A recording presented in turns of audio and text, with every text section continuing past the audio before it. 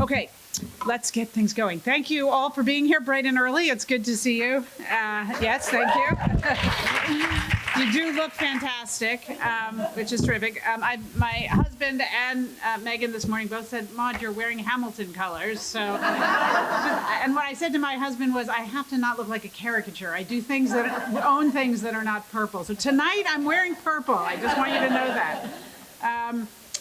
Okay, so good morning and welcome to day 2 of Women of Williams. It's so great to see you all here.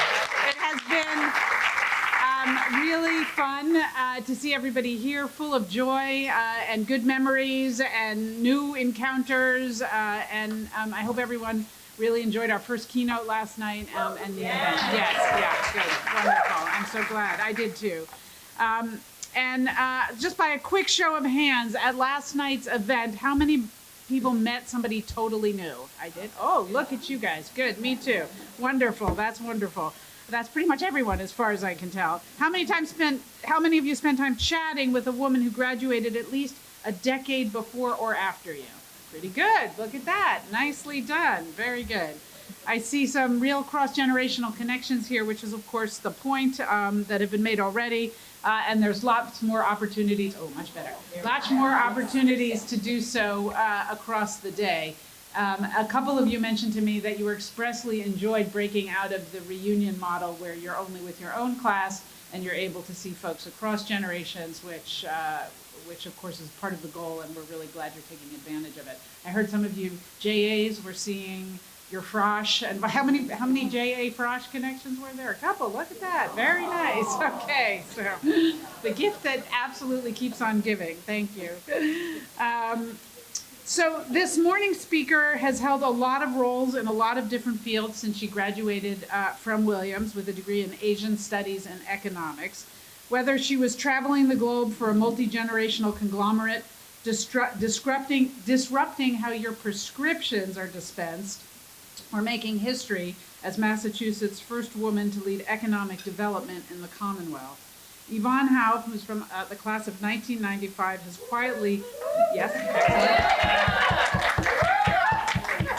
quietly built her network, mentoring others while taking time to seek out mentors for herself. And this is not just in her professional life. She's volunteered for numerous nonprofits, including Williams. She is a wife and a mom of 2 girls.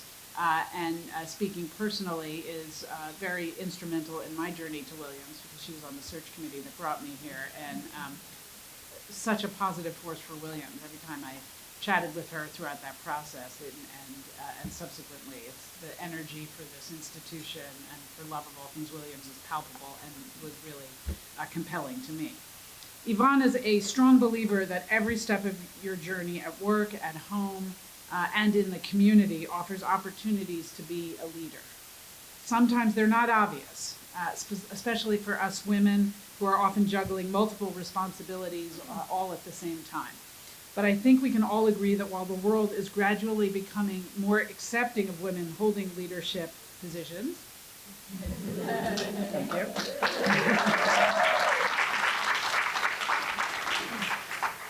There's really no question that most institutions in society still lag when it comes to including women's voices and perspectives at the decision-making table. And this came up in the first session yesterday when we were talking about the women at Williams and how that has really started to change here, but that in lots of other sectors of society, it's still really lagging.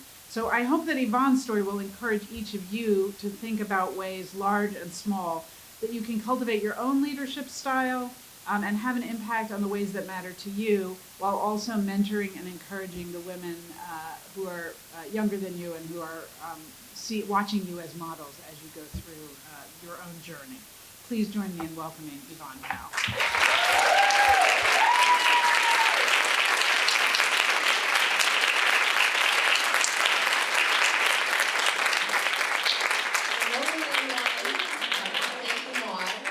I will never forget the day when I met Maud in the interview process for our next president of Williams, and we were blown away, and we were so excited, not only because she was the best candidate by far, but also our first woman president.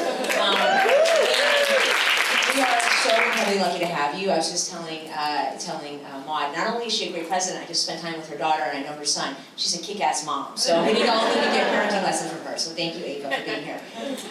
It is awesome to be here, and huge thanks to the whole Williams team for putting this together. I think this has been like years in the making, and we're finally here all together. And I love that it's 8:30 on a Saturday and all the women, of course, show up. Everyone's like exercised already, done like 10,000 chores and emails. Like, this is like why we need more women leaders. So it is awesome to be here to celebrate 50 years of women at Williams. It's also special for my class. We have a ton of 95ers in the house. And when we first talked about this, I was like, okay, this is such an awesome occasion, 50 years of women at Williams. Most of our class was born in 1973. It's also our 50th birthday year. So huge happy birthday to the class of 1995.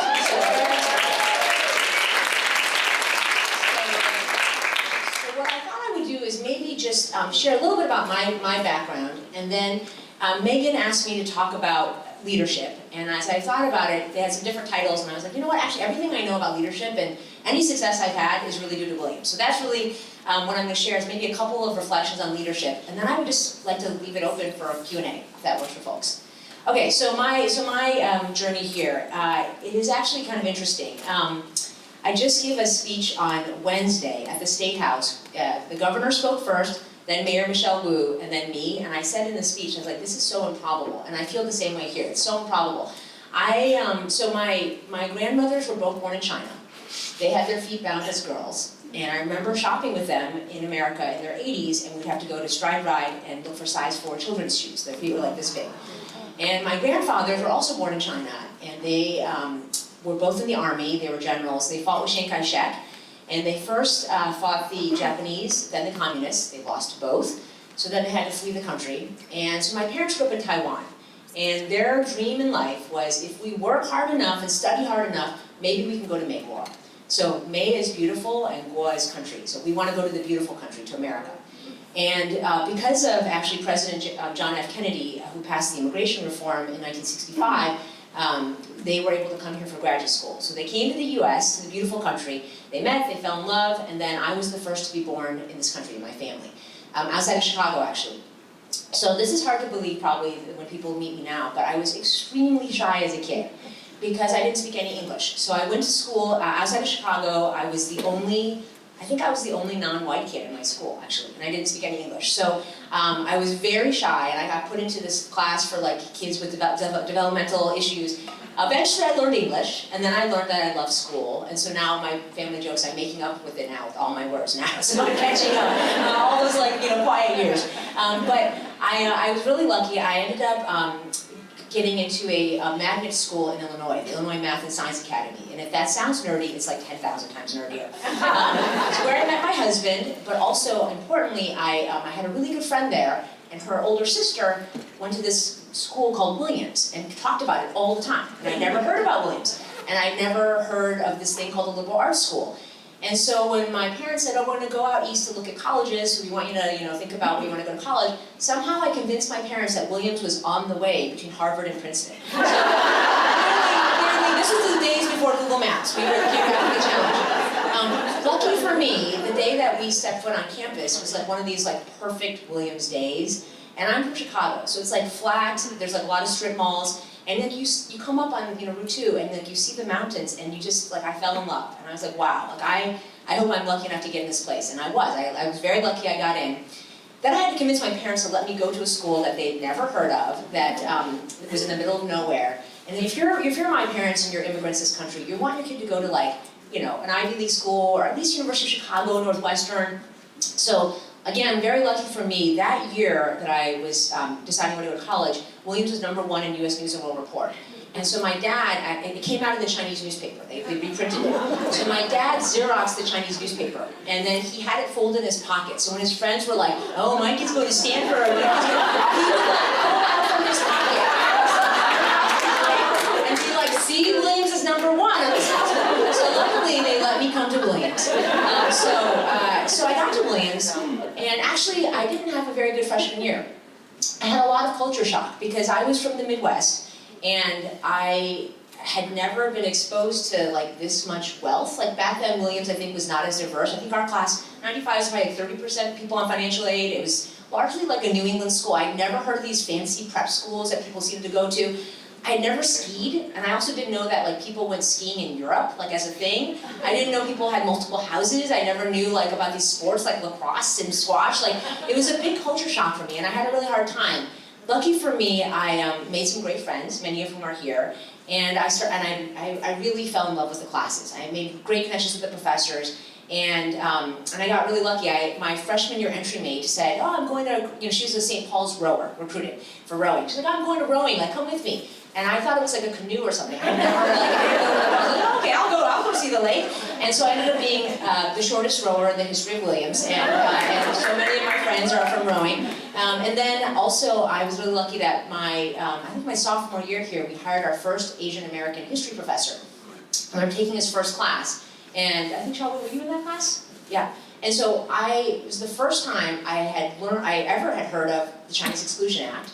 Only time that our country has denied an entire class of people from coming in the country. Never heard about Japanese internment. We learned about that. We pulled people who are multiple generation American and moved them to these terrible internment camps. It just gave me an entirely new perspective on who I was and the history of our people here. So I got really lucky, and I had an amazing Williams experience. So I started thinking about what I wanted to do after Williams. Of course, because I'm a child of immigrants, I was like, I'm going to be a doctor. It's like, of course, like that's what you do. You're pre-med, right? Right? So then Williams has this program at Mount Sinai. So I got into this pre-med program, and you go for a summer between your junior and senior year. And I was in Mount Sinai Hospital, and I was like, oh wait, this is really hard. People are sick, and it's really, really tough. So I was like, okay, I can't do medicine. It's not for me.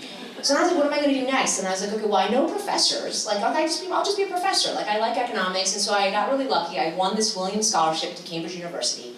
So I went to Cambridge, studying economics, trying to be a professor. And I was like, wait a minute, like, I'm just spending all my time by myself in the basement of the university library, running economic progressions that nobody cares about. Like, how is this like a good use of my life? And so I finished my master's, and I was like, you know what, I'm just going to take a break. Let me just like go into business. I'll make some money. I can take care of my parents. So I ended up starting my career in business at McKinsey, and I realized, oh, I like business. This is like very good analytical stuff that I like, but then you actually get to apply it to real life. And so I was at McKinsey for about 5 years. I went to Honeywell, a big public company conglomerate, and while I was there, I got really lucky. At a very young age, I got a chance to run a division. So I was a kind of mini CEO of a $2 billion division at like 32, which is like, I look back, how did someone let me do that? And then I got an offer to join this firm called Bain Capital, which is a private equity firm. So I joined Bain Capital and was there for almost 9 years and learned a ton about investing, about being on boards, and then I actually went in as CEO and COO of a couple of our companies.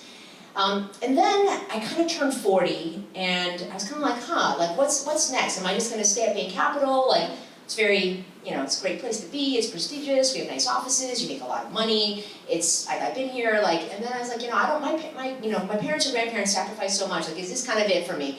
And I don't really care that much about money, and I don't really care much about this stuff. Right around that time, 2 other things happened. One is that my husband's mom got diagnosed with Alzheimer's, and it is like the worst disease ever. So we moved her to Boston, and we were every week taking her to different doctors to get different prescriptions to try to slow down the disease, and every Sunday we'd sit there sorting her pills into the Monday, the Tuesday, the AM and the PM, and they all look the same. And then right around that time, a friend of mine said, you gotta meet the CEO of this tiny startup. It's in your neighborhood, he's really young, he needs help, can you just meet with him as a favor? So I go to meet the CEO of this tiny startup called PillPack. And I started meeting with him, and he starts telling me what they do, and I was like, wait, what? You sort prescriptions for people and send them? I don't have to wait in line at CVS every weekend with my kids complaining? Okay, great, let me sign up my mother-in-law. I don't really want to join your company, but let me sign up my mother-in-law. So I signed her up, we got our first shipment, and it was magic. It was such a great service, and so I kept in touch with him, and over the course of many months, he convinced me to leave Bain Capital. I took like a 85% cut in my cash comp. People at Bain Capital thought I was going through a midlife crisis. They were like, okay, if you change your mind, you come back, you're totally nuts. I went to go work for this tiny startup. My boss was a decade younger than me and a pharmacist. I went in as COO and CFO, and it was the best decision. So much fun. The business was growing 300% a year, And I always joke, the average age at PillPack when I joined was 26. If you took me out, it was like 24. So it was like super young people, like very different environment. I loved it. And we got really lucky, and we improved the business in time, and we ended up selling to Amazon. So great outcome. Our shareholders did well, customers did well, our employees did well.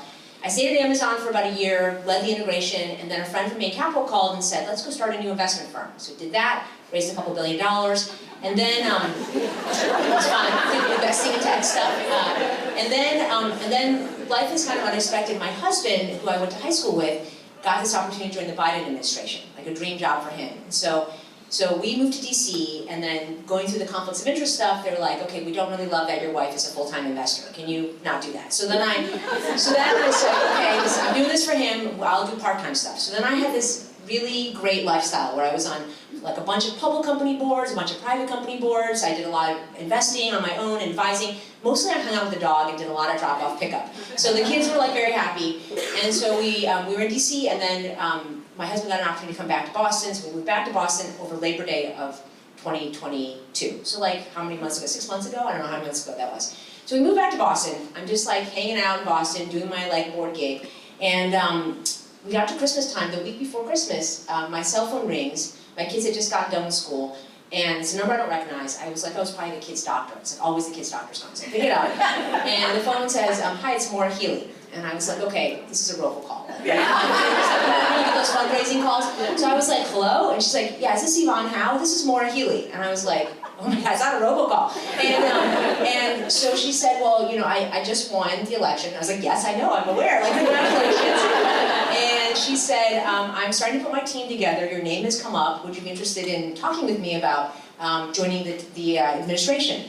So that led to a bunch of meetings, and then I got offered this job, and it was announced on January 4th. I joined officially on January 17th, and I've now been in the job for about 4 months and a couple days. So it's been a fascinating experience, and it's an honor to get to serve our state.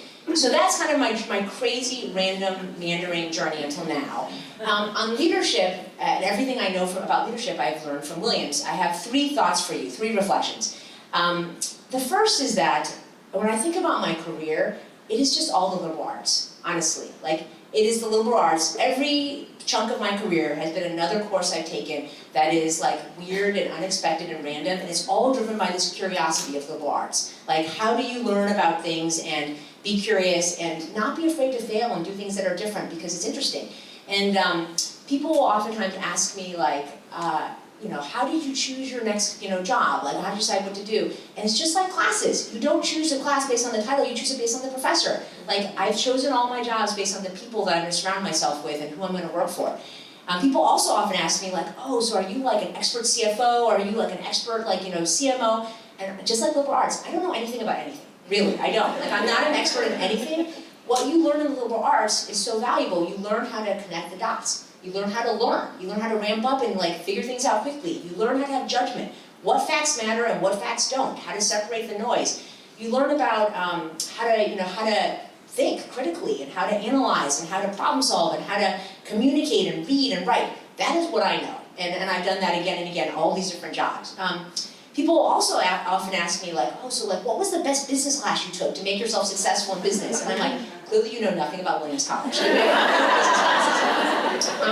But the thing that surprises, I do think about my Williams classes all the time. So it's surprising which ones I think about. So for example, I think a lot about Religion 101. Did anyone ever have Bing Slittle? Bing Slittle.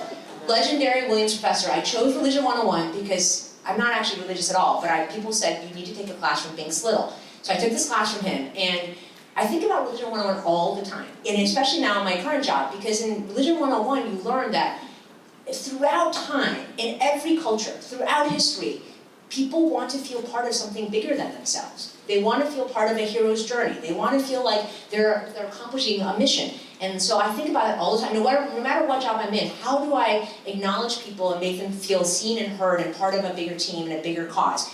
So Williams has been, the liberal arts journey has really been the foundation for all of my leadership and my career. So that's number 1. Number 2 is, I think a lot about team. And for me, that was so formative in rowing. Because when you're I spent hundreds and thousands of hours, probably, on Lake Anota, and in the ergs, and on the bus, and everything else. It was a huge part of my time at Williams, and I was not a particularly good rower. I'm very short. We had a lot of fun, but it was good. But I learned so many lessons, and I still think about rowing. I still have nightmares and dreams about rowing, actually. And what rowing taught me is that it's all about the team.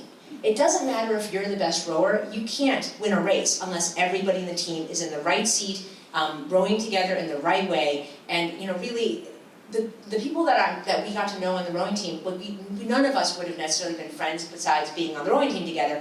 Just diversity matters. Everyone brings something different to the team. And so I think about that all the time. The other thing that rowing taught me a lot about was how to win, how to lose, how to practice, how to have discipline, and also how to make sure that you are a high-performing person. Because before Williams, I played tennis.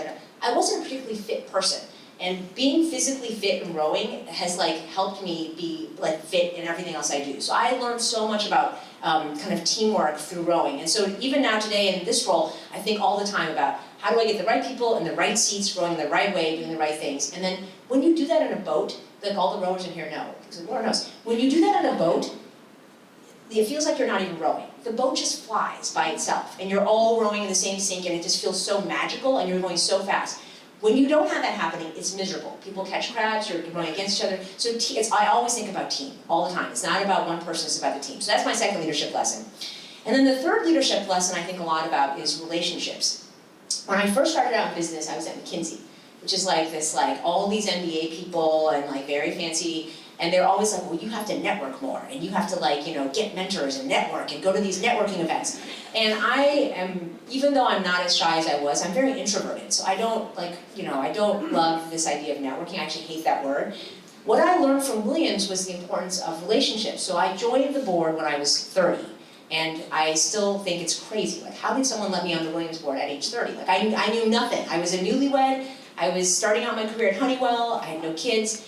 And these people on the Williams board were these legendary people. Bob Lipp, the founder of Citigroup, was the chair of the board. And Greg Avis, the founder of Summit. And Jack Wadsworth, we just had dinner with him on Wednesday night. Jack Wadsworth is the vice chairman of Morgan Stanley. And Jonathan Kraft, the owner of the Patriots. These were very successful people already, and I was this 30-year-old person.